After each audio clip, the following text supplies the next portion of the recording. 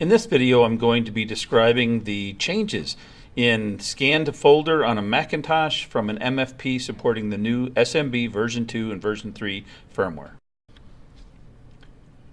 On the home page of the TSRC website, you'll find a notification that SMB version 2 and version 3 support is now available for the following models, and they give you a list of models that were available at the time.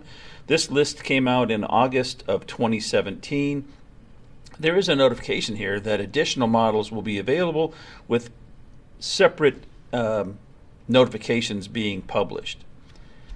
For the example today, I'm going to use the MPC 3504, and here you can see under the service bulletins that there is a bulletin for SMB version 2 and version 3 support being available for this model. If we look at the TechPub, you will see it is dated a couple of months after the initial release, and it's broken into several components, including the additional features that are available. Here you can see on this machine, if we navigate into user tools, we're going to go into machine features, system settings, and the interface settings tab.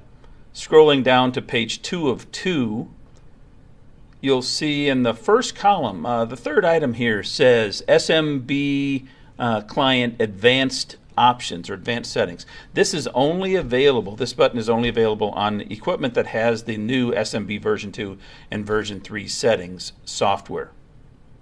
If we touch that button, you'll see that it not only gives us the ability to turn SMB version 2 and 3 on and off, but also an easy way to change the default SMB port, which is now defaulting to 445.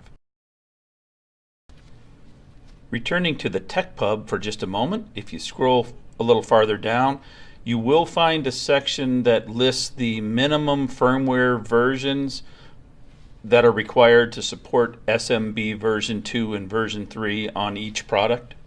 And a little bit below that, you'll find an important note that says during a firmware update, it is important that you also update the operations panel.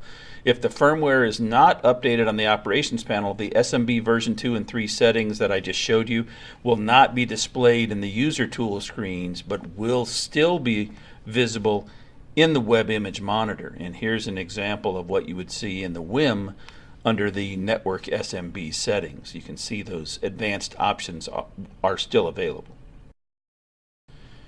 In the Macintosh Fundamentals instructor-led training, as well as in some previously recorded video nuggets, we described the process of how to properly set up a shared folder on a Macintosh to allow a Ricoh MFP to scan to file. In this section, we include some additional steps that are required when you're scanning to Macintosh 10.9 and newer operating systems, because until recently, Ricoh MFPs only supported SMB version 1, and Apple chose to only allow the more secure SMB version 2 communications. So in this section, you can see the red text indicating that a security change had to be made on the Macs to allow Ricoh MFPs to make that connection.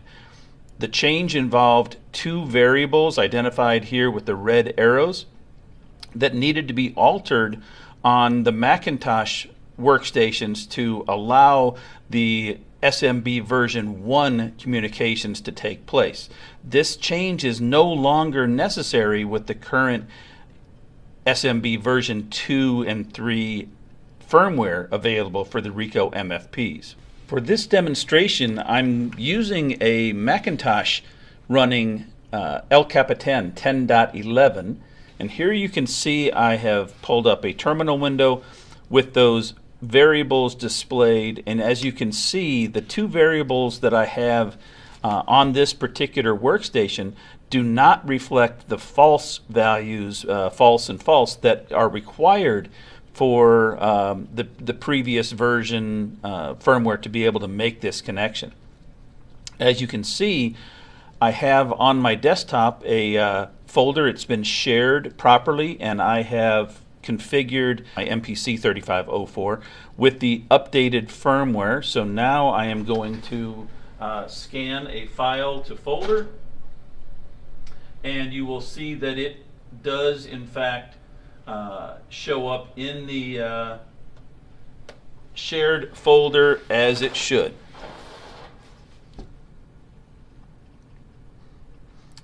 There you see the file has arrived even though those security settings were not changed. If you have a customer that's trying to scan a file to a Macintosh, you want to make sure that the machine has the latest firmware that supports SMB versions 2 and 3 so that you do not have to alter any of the security settings on the Macintosh.